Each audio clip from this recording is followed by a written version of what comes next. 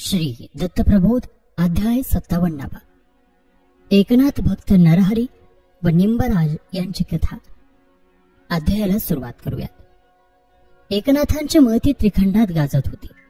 जो जो त्यांच्या सानिध्यात येत असे तो तो त्यांच्या परिस्पर्शानं पावन होत असे.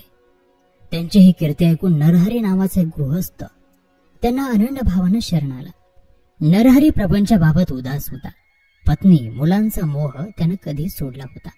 लौकिक सुखाची ओढ त्याला नव्हती. नाथांच्या पुराण कथनानं तो अत्यंत प्रभावित झालेला होता.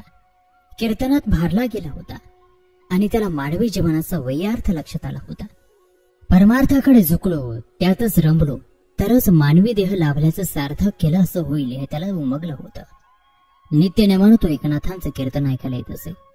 त्याचाच परिणाम होऊन नरहरीनं संसार सोडला. सर्व संघ परित्याग केला आणि तो नाथांच्या घरी येऊन राहिला. नाथांची सर्व प्रकारची मनोभावानं सेवा करू लागला. तत्परतेनं नम्रतेनं त्यांचे घरगुती कामही करू लागला. नाथ म्हणजे त्याचं दैवत होतं. नाथांच्या तोंडून बाहेर पडलेला प्रत्येक शब्द झेलताना कितीही त्रास पडला तरी न कुरकुरता तो ते काम पार पडत असे.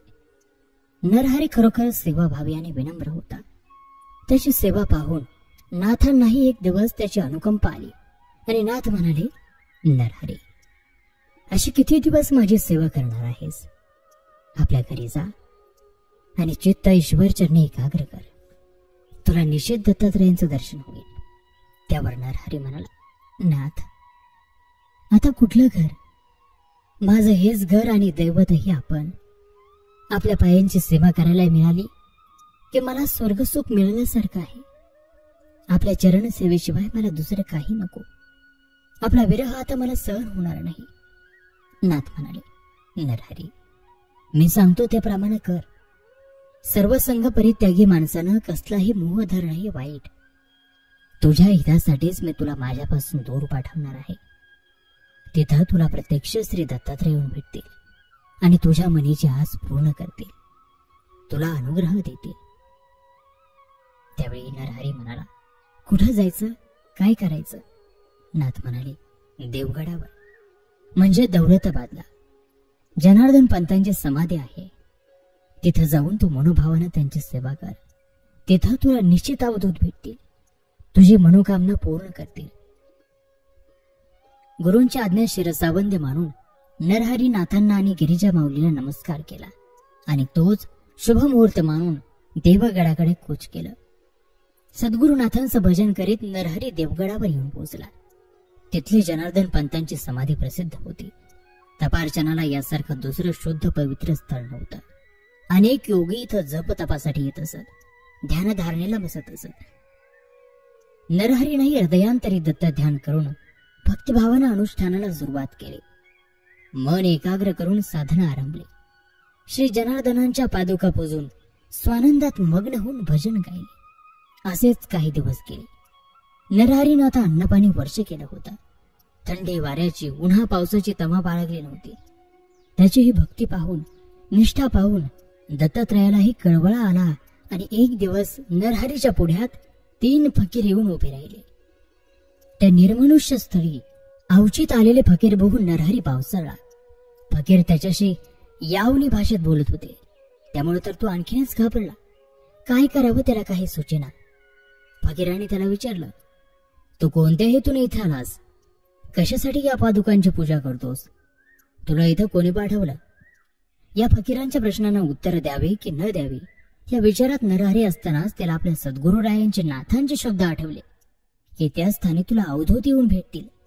त्यामुळे सद्गुरूंच्या शब्दावर निष्ठा ठेवून नरहरीनं त्या 3ही फकीरांना साष्टांग दंडवत घातलं आणि कळवळून आपल्या मनातली श्री दत्तात्रयांच्या दर्शनाची आस बोलून दाखवली. नरहरीचा कंठ बोलताना सद्गतीत झाला होता. डोळ्यांना पाण्याच्या धारा लागल्या होत्या. त्याची ही अवस्था बघून त्या फकीरांनी त्याचा अंत बघायचं सोडून दिला आणि त्याला हाक मारली, नरहरी, तुझी मनोकामना पूर्ण झाली आहे. तू वर बघ. तुझ्या तपश्चर्याचं खरोखरच आम्हाला कौतुक वाटतं. हे शब्द ऐकताच नरहरीनं वर बघितलं आणि काय त्याचा आनंद गगनात मावेना. एकनाथ, जनार्दन पंत आणि साक्षात दत्तात्रय त्याच्या पुढ्यात उभे होते. त्यानं भारावून त्यांना दंडवत घातलं. नाथांनी दत्तात्रयांना विनंती केली की त्याला अनुग्रह द्यावा. तेव्हा दत्तात्रयाने नरहरीला छातीशी कवाळलं आणि त्याच्या सर्व भवतापाचा विनाश केला. मुक्तीची वाट मोकळी करून दिली. नाथांच्या कृपेने नरहरी धन्य झाला. त्यानं अवधूत कृपेने आपला उद्धार करून घेतला. या नरहरीचा एक शिष्य होता. त्याचं नाव होतं निंबाराज. नीरा नरसीपूरला त्याचं वास्तव्य होतं. दंडवत्याचं दैवत होते नरसिंह. ते पुजारी होते. घरात कशाला काही कमी नव्हतं. लक्ष्मी पाणी भरीत होती. निंबराजाचा जन्म म्हणजे एक अद्भुत कहाणी होती. निंबराजाचे आई वडील अतिशय सुशील, सोज्वळ, एकमार्गी असे होते. त्यांच्या घरात गजांत लक्ष्मी होती, पण पुत्र सुख नव्हतं. ती साध्वी जपजाप्ये उपास तापास करून थकली होती. शेवटी गृहस्थाने एक निश्चय केला. तो एक दिवस शिरूरला तपाचरणासाठी आला. एका शिवाच्या देवळात शिवपंचाक्षरी मंत्र जपत अन्न पाण्याचा त्याग करून अनुष्ठानाला बसला. शिवालयात एक कडुलिंबाचं झाड होतं. त्या झाडाचा पाला फक्त तो गृहस्थ खात असे. असं 12 वर्ष त्यानं खडतर तप केलं. एक दिवस त्या शतापाला फळ आलं. त्याच्या स्वप्नात उमार म्हणाले. त्याने त्याला वर दिला, तू आपल्या घरी जा. तुला तेजस्वी पुत्राची प्राप्ती होईल. तो तुझी कीर्ती वाढवेल. अनेक दीनदलितांचा तो उद्धार करेल. हा महाप्रसाद तुला मिळेल. तुझा हा पुत्र विष्णुभक्त होईल. तुझ्या भक्तीचे गोडवे अवघ जग गात राहील. शिवाज्ञेप्रमाणे तो गृहस्थ घरी आला. स्वप्नातला दृष्टांत त्यानं आपल्या पत्नीला सांगितला. पत्नीलाही ते ऐकून आनंद झाला. यथावकाश उमारमनाच्या आशीर्वादाप्रमाणे त्या माऊलीच्या पोटी एक तेजस्वी पुत्ररत्न जन्माला आला. त्या मुलाचं नाव काय ठेवावं? दोघांना प्रश्न पडला. मग वडिलांनी सांगितलं, अनुष्ठानाच्या वेळी मी फक्त कडुलिंब खात होतो. तो तेजस्वी निंबही फळला, म्हणून आपण याचं नाव निंबराज ठेवू. मुलाचं नाव निंबराज ठेवण्यात आलं. निंबराज खरोखरच सात्विक वृत्तीचा होता. जसजसे दिवस गेले तसा बाळाचा कुमार झाला. कुमाराची मुंज केली.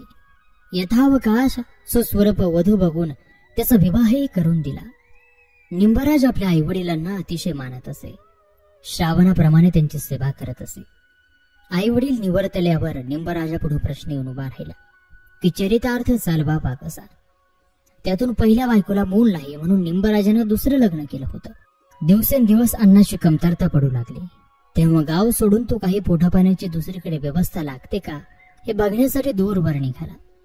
दोन्ही बायका करून संततीत नव्हतीच ही चिंताही मनाला सतावत होतीच.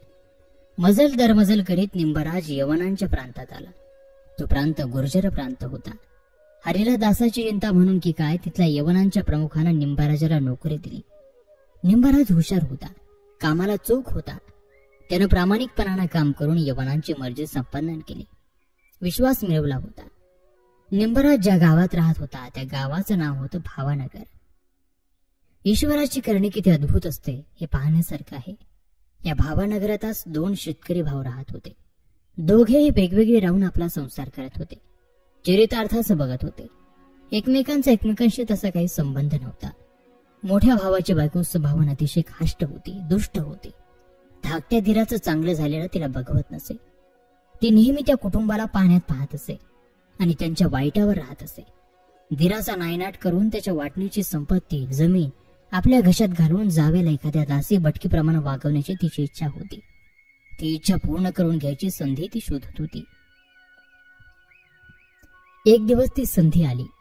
धाकट्या भावाला द्वारकेला जाऊन द्वारकाधीशाची भेट घ्यावीशी वाटू लागली. त्याच्या दर्शनासाठी भावाचं मन आसोसलं. हरिदर्शनाची त्याला तळमळ लागली. आपल्या मनातला हेतू त्यानं आपल्या बायकोला सांगितला. बायको म्हणाली, आपल्याबरोबर मीही द्वारकाधीशाच्या दर्शनाला येते. त्यावरती तो म्हणाला, अगं तू माझ्याबरोबर आलीस तर घरचं कोण बघणार? तसं नको, मी एकटाच जातो, दर्शन घेतो आणि लगेच परत येतो. त्यावेळेस ती म्हणाली, नाथ, यात्रेला निघायचं म्हणजे दानधर्म करण्यासाठी, वाटे खर्चासाठी पैसे हवेत, थोडीफार पुंजी जवळ हवी. त्यावरती तो म्हणाला, त्याची काळजी तू नको करू. माझ्याजवळ वाटे खर्चासाठी आणि दानधर्म करण्यासाठी 5 सुवर्ण मुद्रा आणि 17 होण आहेत. ते पुरेसे आहेत. वाटेत वाटचाल करण्यासाठी तहान लाडू आणि भूक लाडू तेवढे दे. नवरा बायकोचा हा संवाद मोठी जाऊ ऐकत होती. आनंदाने तिची डोळे चमकली. इतके दिवस मनाशी योजलेला बेत जुळून येत होता. बाहेर यात्रेला जाणाऱ्या दिराचा सहज काटा काढता येणार होता. त्याला ठार करून त्याच्या जवळचं द्रव्य, वस्त्र आणि त्याची जमीनही घशात घालता येणार होती. जावेला भिकेला लावता येणार होतं. त्यांच्या संसाराचं झालेलं वाटोळ पाहता येणार होतं. ती लगबगीने घरात आली. आपल्या झोपलेल्या नवऱ्याला तिनं उठवलं आणि आपला कपाट हेतू त्याच्या गळी उतरवला. नवराही बायकोच्या मुठीत होता. त्यानं बायकोच्या कारस्थानाला होकार दिला आणि यात्रेला जायची तयारी केली. दुसऱ्या दिवशी धाकटा भाऊ बाहेर पडताच मोठा भाऊही बाहेर पडला. त्यानं धाकट्याला विचारलं, अरे कुठं निघालास? तो म्हणाला, दादा मी यात्रेला निघालोय द्वारकेला. घरात बायको एकटीच आहे, तिला सांभाळा, लागेल ती मदत करा. अरे तसं कशाला, मी येतो तुझ्या बरोबर द्वारकेला. असं तर मग आनंदच आहे, चल तर मग. धाकटा भाऊ भोळा होता, मनाचा सरळ होता. त्याला भाऊ बरोबर येतो म्हणून आनंद झाला. पण धाकट्याची बायको चाणाक्ष होती, तिला माणसांची पारख होती. मोठ्या भावाचं द्वारकेला जाणं तिला साधं वाटत नाही. नक्की त्यात काहीतरी काळं होतं. तिने नवऱ्याला आत हाक मारून सूचना दिली. नवऱ्यानं बोलणंही असण्यावारी नेलं. दोघे भाऊ यात्रेला निघून गेले. प्रवास चालू होता. धाकटा भाऊ पुढं होता, मोठा मागे. धाकट्याच्या मुखात श्रीहरीचं नामस्मरण होता. मोठ्याच्या डोक्यात त्याचा काटा कसा काढता येईल याचे विचार घोळत होते. चालता चालता निबिड अरण्य लागलं. अवघड दरीत दोघेही वाट कापत होते. धाकट्याचं मन नामस्मरणात तल्लीन झालं होतं. मागे न पाहता तो झपझप वाट काढत होता. भावाच्या कुटील हेतूची त्याला गंध वारता येत होती. यात संधीचा मोठ्यानं फायदा घ्यायचा ठरवला. दोघांशिवाय दुसरं कोणीच नाही असं पाहून त्यानं मागून भावाच्या डोक्यात प्रहार केला. भाऊ बेशुद्ध झाला. त्यानं त्याचे तुकडे तुकडे करून त्या भीषण तरीच्या कपारीत पुरले. त्याच्या जवळची वस्त्र, सोनं नाणं सर्व आपल्या पडशीत बांधून घेतलं आणि तो तसाच माघारी आला. आपल्या नवऱ्यानं कामगिरी फत्ते केल्याचं पाहून त्या दुष्ट स्त्रीला परमानंद झाला. आपला मोठा दीर परत आल्याचं पाहून त्या साध्वी स्त्रीने विचारलं, माझे पती केव्हा येणार? इथून तर बरोबर गेले होतात, तसं येताना त्यांना बरोबर का आणलं नाही? त्यावरती तो म्हणाला, तुझ्या नवऱ्याचं क्षमकुशल मला काय माहित नाही. इथून निघतानाच तो माझ्याशी भांडत होता. त्याला किती समजावलं तरी तो ऐकेना. वाटेत तर त्यानं मला मारहाणही केली, पण मी मोठ्या मनानं ते सोडून दिलं. वाटेतल्या लोकांनाही त्याला 4 समजुतीच्या गोष्टी सांगितल्या, पण त्यानं ऐकलं नाही. तेव्हा मात्र मी माझ्या दुसऱ्या मार्गाने गेलो. तुझा नवरा कुठे गेला मला माहित नाही. धीराचं हे उत्तर धादांत खोटं होतं. हे त्या चाणाक्ष स्त्रीच्या लक्षात यायला वेळ लागला नाही. तिनं देवापुढं धरणं धरलं. तेव्हा तिच्या स्वप्नात तिचा नवरा आला. त्यानं तिला मोठ्या भावानं आपल्याला कसं मारलं, कुठं फोडलं आणि काय झालं ते सांगितलं. त्या भाईचा धीर सुटला. ती आकांत करू लागली. गावकऱ्यांच्या कानावर ही गोष्ट गेली. गावात कुजबूज सुरू झाली. पण मोठ्या भावानं कानावर हात ठेवले. विधवा बाईकडे काहीच पुरावा नव्हता. पण कित्येक महिने लोटले तरी तिचा नवरा परत आला नव्हता. होता होता ही गोष्ट दिवाणाच्या निंबराजाच्या कानी गेली.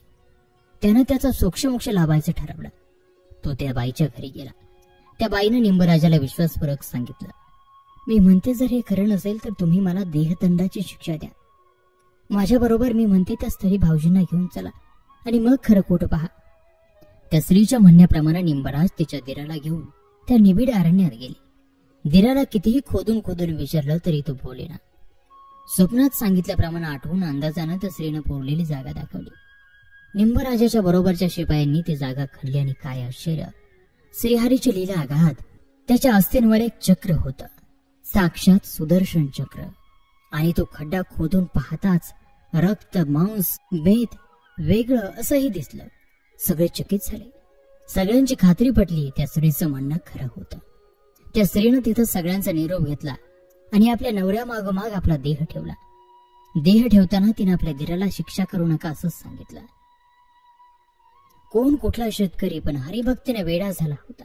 त्याच्या रक्षणार्थ हरीनं सुदर्शन चक्रही ठेवलं होतं.